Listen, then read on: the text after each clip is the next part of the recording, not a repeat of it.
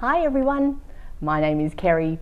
Welcome to our next instalment of Storytime for Grown-Ups. Before I begin my session today, I'd like to acknowledge the country on which we meet and pay my respects to elders past, present and emerging. My book today is called The Dry by Jane Harper. Jane Harper is an Australian author and this is her debut novel. It's been nominated and won quite a number of awards, and it's proven to be very popular amongst our customers here in the library. So I thought you might enjoy listening to a little bit from this novel.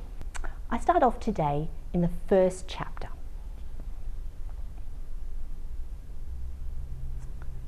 It was hard to watch the photographs.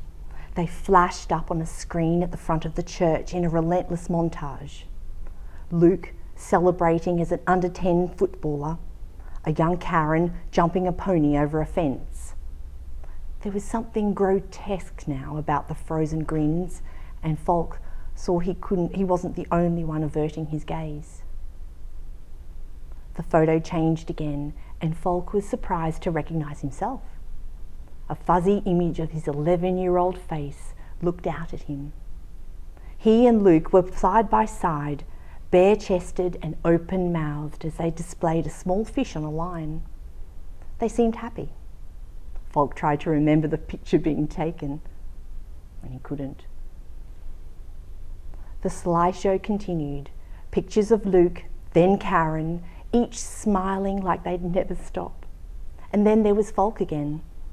This time he felt his lungs squeeze. From the low murmur that rippled through the crowd, he knew he wasn't the only one shaken by the image. A younger version of himself stood with Luke, now both long-limbed and freckled with acne. Still smiling, but this time part of a foursome. Luke's arm was slung around the slim teenage waist of a girl with baby blonde hair. Falk's hand hovered more cautiously over the shoulder of a second girl with long black hair and darker eyes. Falk could not believe that photo was being shown. He shot a look at Jerry Hudler, who was staring straight ahead, his jaw set. Falk felt next to him shift his weight and move a calculated half step away. The penny had dropped for him, Falk thought. He forced himself to look back at the image, at the foursome, at the girl by his side. He watched those eyes until they faded from the screen. Falk remembered that picture being taken one afternoon near the end of a long summer. It had been a good day, and had been one of the last photos of the four of them. 2 months later, the dark-eyed girl was dead. Luke lied.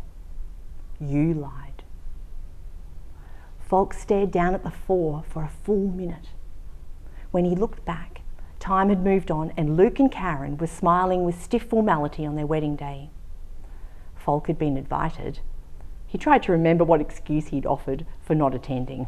Work, most certainly. The first pictures of Billy began to appear. Red-faced as a baby, then with a full head of hair as a toddler. Already looking a bit like his dad.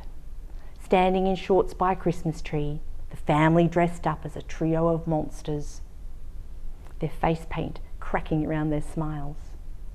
Fast forward a few years and an older Karen was cradling another newborn to her breast. Charlotte, the lucky one. No name spelled out in flowers for her. As if on cue, Charlotte, now 13 months old, began to wail from her front row spot on her grandmother's lap. Barb Hadler clutched the girl tighter to her chest with one arm, jiggling with a nervous rhythm. With her other hand, she pressed a tissue to her face.